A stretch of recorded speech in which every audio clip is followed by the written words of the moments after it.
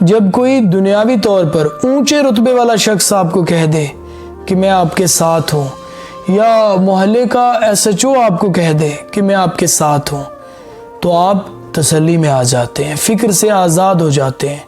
لیکن سوچئے، قرآن میں تمام عالمین کا رب آپ کو کہتا ہے کہ میں صبر کرنے والوں کے ساتھ ہوں، ان اللہ مع الصابرین، بے شک اللہ صبر کرنے والوں کے ساتھ ہے۔ تو پھر ہم صبر کیوں نہیں کرتے، بے چین کیوں رہتے ہیں، اس بات کو معمولی کیوں سمجھتے ہیں؟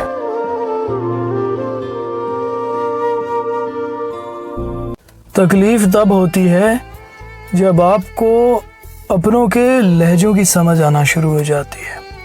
پتہ ہے، بچپن میں نہ لہجے سمجھ آتے تھے، نہ ہی سازشوں کا پتہ چلتا تھا، اسی لیے تو بچپن حسین تھا۔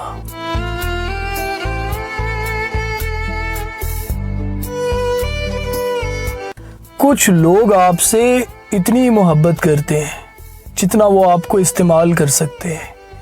جہاں ان کا مفاد ختم ہوا، وہاں ان کی محبت ختم ہو گئی۔